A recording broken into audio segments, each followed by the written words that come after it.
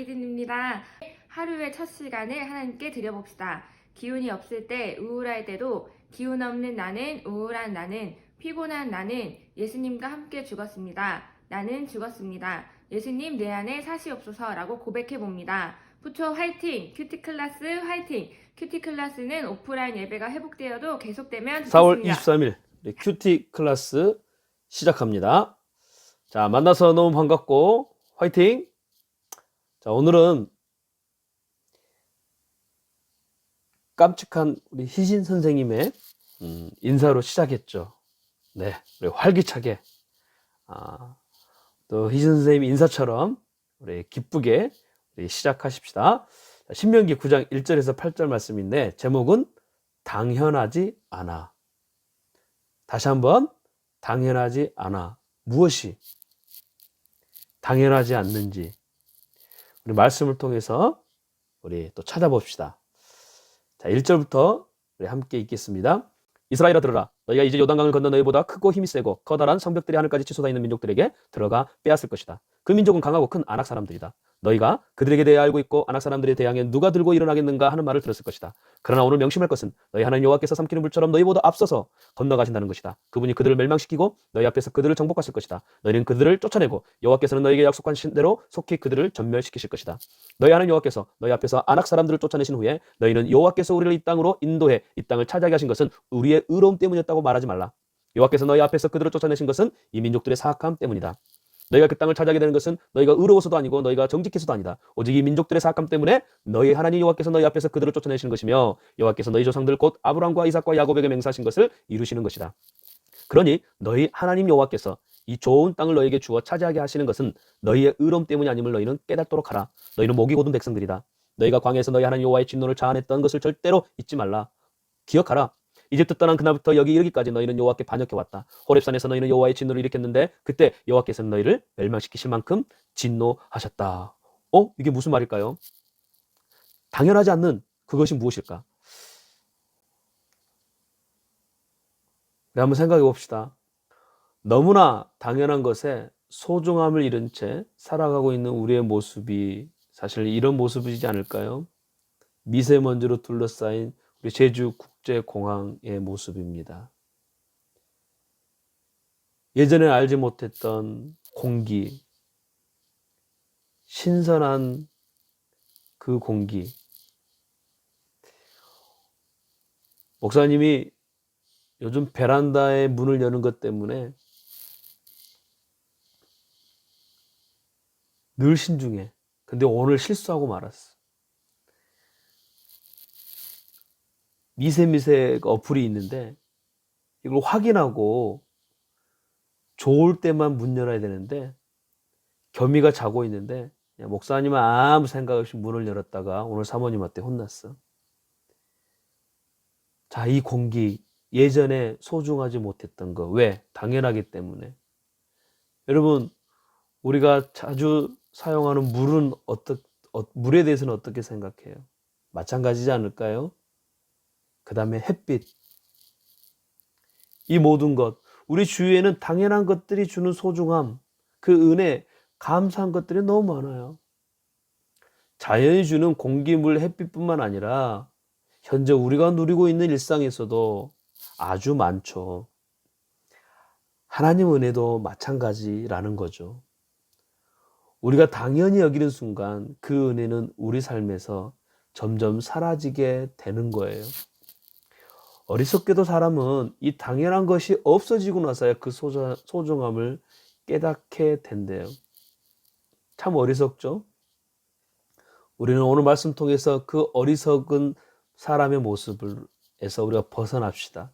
그리고 당연한 것으로만 여겼던 소중한 그 하나님의 은혜를 더욱더 깨닫는 그런 오늘이 되기를 바라요.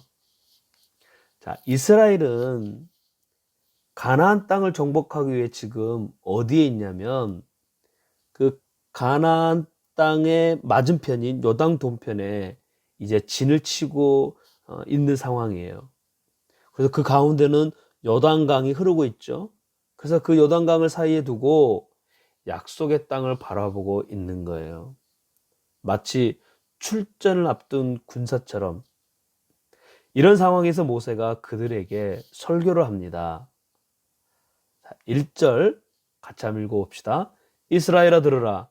너희가 이제 요단강을 건너 너희보다 크고 힘이 세고 커다란 성벽들이 하늘까지 치솟아 있는 민족들에게 들어가 빼앗을 것이다. 오, 하나님이 그 민족들에게서 그 땅을 빼앗게 해 주신다는 거예요. 야, 이 약속의 말씀, 이 약속의 말씀 얼마나 기대됩니까? 2절, 근데 그 민족은요 강하고 큰 아낙 사람들이다. 그 당시 이 아낙 사람들의 이 용맹함은 대단했던 것 같아.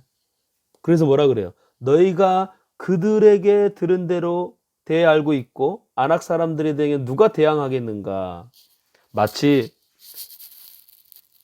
골리앗과 같은 그러한 사람들이었던 것 같아요. 그런데 이러한 민족을 그들보다 크지도 않고 그들보다 힘이 없는, 그들에게 있는 커다란 성벽도 없는 이 이스라엘 백성이 그 민족을, 그 땅을 차지한다는 거예요. 얼마나 놀라운 은혜입니까? 하물며 3절을 보면 그러나 오늘 명심할 것은 너희 하나님 여호와께서 삼키는 불처럼 너희보다 앞서서 건너가신다. 미리 하나님이 그곳에 가서 작업을 하신다는 거예요. 정복할 수 있도록, 쫓아낼 수 있도록, 그리고 전멸시킬 수 있도록 이스라엘 백성에게 역사되는 이 놀라운 넘치는 하나님의 은혜, 얼마나 위대합니까? 대단하죠? 그런데 이 은혜를 당연하다라고 생각한 그 순간 이 은혜가 그들 가운데서 사라질 수도 있다라는 거예요. 그래서 하나님은 5절을 통해서 말씀하셔요. 뭐가?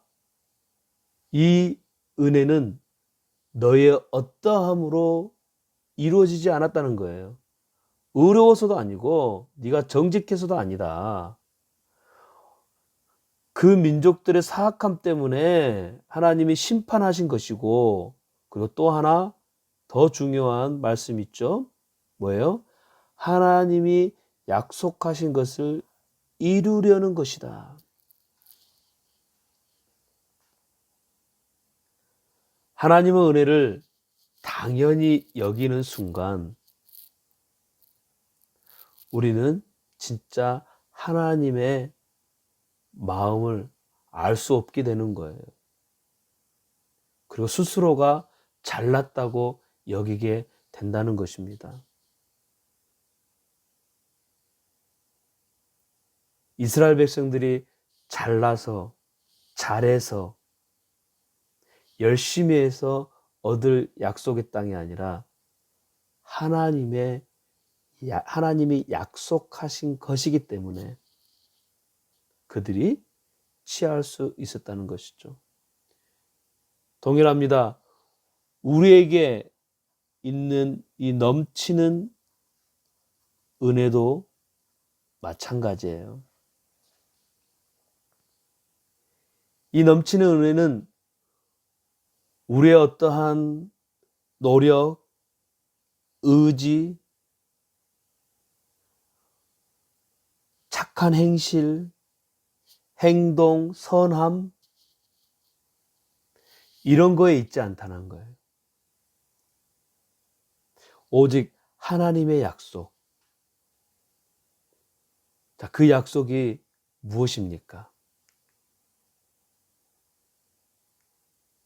우리 고린도후서 말씀 볼 텐데 한번 읽어봅시다. 하나님께서는 죄를 알지도 못하신 분에게 우리 대신 죄를 짊어지게 하셨습니다. 이는 우리로 그리스도 안에서 하나님의 의가 되게 하시려는 것입니다. 그래요. 바로 예수님의 그 십자가의 은혜와 사랑으로 우리는 넘치는 은혜를 경험할 수, 또 받을 수 있게 되었다는 거예요. 예수님으로 인해 그 십자가의 은혜를 받는 필요 충분 요건이 딱 하나가 있는데, 그게 무엇이냐면 우리에게는 은혜를 받을 만한 조건이 1도 없다는 것을 인정하는 것이에요. 자, 6절의 말씀처럼 그것을 깨달아야 한다는 거죠. 한번 읽어봅시다. 그러니 너희 하나님 여호와께서 이 좋은 땅을 너희에게 주어 차지하게 하시는 것은 너희의 의로움 때문이 아님을 너희는 깨달도록 하라. 너희는 목이 곧은 백성들이다. 목이 곧은 백성이다 는 것은 고집이 세다라는 뜻인데, 자신의 자아, 의지, 이것이 너무 강해서 하나님의 말씀에 순종하지 않는다는 거예요. 결국 하나님의 말씀을 순종하지 않는다는 것은 죄인임을 말하는 것입니다. 그런 사람에게는요, 나에게 소망이 있고 예수님께 없다라고 말해요. 그러나 그 반대죠.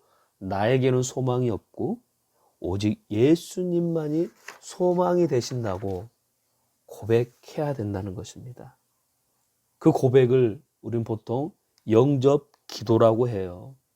근데요, 어떤 사람은요, 영접 기도문을 그냥 읽어요. 읽는 게 영접이 아니에요. 기도, 영접을 하라 이거예요. 예수님을. 그래서 실제적인 예수님의 은혜에 반응하며 고백하는 거예요. 그래서 오늘 다시 한번 이 영접 기도를 하려고 해요.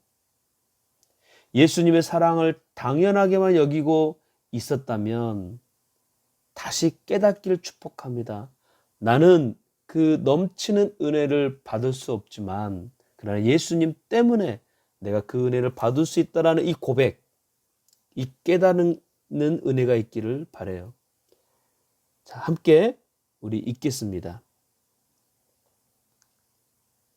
하나님, 저는 죽을 수밖에 없는 죄인임을 고백합니다.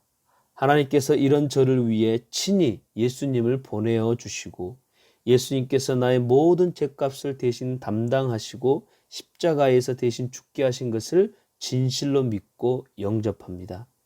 예수님께서 십자가에서 흘려주신 보혈로 저의 모든 죄악들을 정결하게 씻겨주시고 하나님의 자녀로 받아 주시옵소서. 아멘. 여러분, 진실한 이 기도가, 고백이 우리에게 필요해요. 하나님, 저는 죽을 수밖에 없는 죄인입니다. 그 예수님의 십자가만이 내가 살 수 있습니다. 지금까지 받았던, 알고 있었던, 누렸던 그 예수님의 그 은혜를 당연하게만 여기지 마세요. 그 순간 그 은혜는 우리의 삶을 더 이상 붙들어주지 않게 됩니다. 아무리 이스라엘 백성들이 요단 동편에 서서 하나님이 약속하신 그 땅을 바라보고 있다 할지라도 자기들이 정직해서 의로워서 그 땅에 들어갈 수 있다라고 생각했다면 그들은 그 요단강에서, 홍해를 건넜던 그들이 요단강에서 다 죽었을 거예요. 그들이 요단강을 건널 수 있었던 것은 넘치는 하나님의 은혜, 그 은혜 때문이었어요. 우리의 삶도 마찬가지예요. 저는 우리 친구들이 이 은혜로 살아가기를 축복해요. 이 은혜를 간절히 구했으면 좋겠어요. 하나님, 이 은혜 없이는 살아갈 수 없습니다. 그 마음으로 함께 이 시간에 기도하십시다. 하나님, 당연하게만 여겼던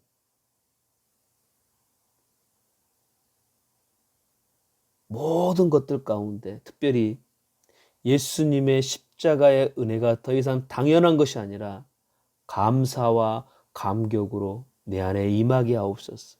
그래서 예수님의 은혜 없이 살아갈 수 없음을 다시 한번 고백합니다. 예수님의 이름으로 기도합니다. 아멘. 지켜 행하라.